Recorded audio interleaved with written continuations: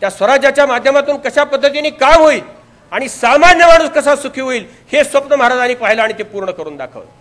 काय केलं साहेबांनी गेल्या 30 वर्षाच्या काळामध्ये महाराष्ट्रासाठी? साहेबांनी अनेक मंत्रिपद पाहिली.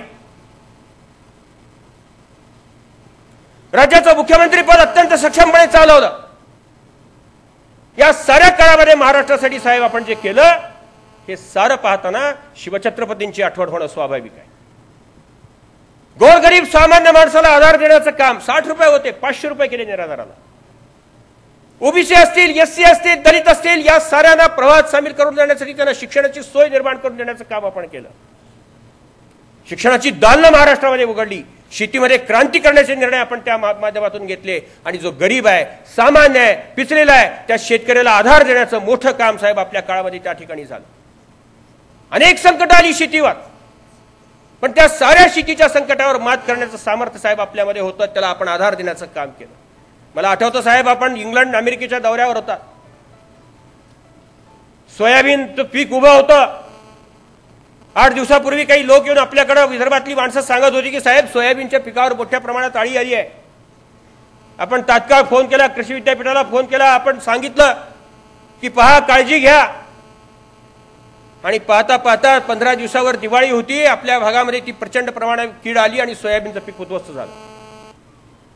कुणीतरी साहेबाला फोनवर सांगत होतं की साहेब सोयाबीनवर फार मोठं संकट आलंय, फार मोठ्या प्रमाणामध्ये पेरा झालाय, शेतकरी अडचणीत सापडलाय.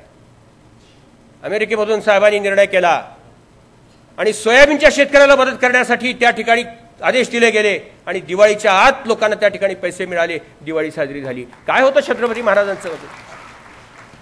अशाच पद्धतीची मदत छत्रपती महाराजांनी केली आहे. छत्रपती महाराजांचं आज्ञापत्र जर वाचलं तर त्याच्यामध्ये महाराजांनी असं लिहिलं एका ठिकाणी की लढाया करत असताना तुम्ही जेव्हा जाता, सैन्य घेऊन जाता, तेव्हा शेतामधून जाऊ नका. लोकांनी कष्ट करून जे पीक पेरलं त्या पिकाची नासाडी घोड्यांच्यामुळे होईल, हत्तींच्यामुळे होईल. आणि जर योगायोगाने जावं लागलं तर त्या लोकांना नुकसान भरपाई द्या, त्या शेतकऱ्यांना नुकसान भरपाई द्या. तुम्हाला जर कुठे दाणा गोटा कमी पडला, घोड्याला चारा कमी पडला तर शेतकऱ्याकडून चारा उपसून घेऊन येऊ नका, त्याचे पैसे शेतकऱ्यांना द्या. हेच जाणते पण शिवछत्रपती महाराजांमध्ये होतं. तेच जाणते पण आम्हाला या 21व्या शतकामध्ये आपल्याकडे पाहायला मिळतं साहेब. हा आमचा अभिमान आहे. आणि अशा नेतृत्वाच्या खाली हे लातूर आज उभा राहत आहे.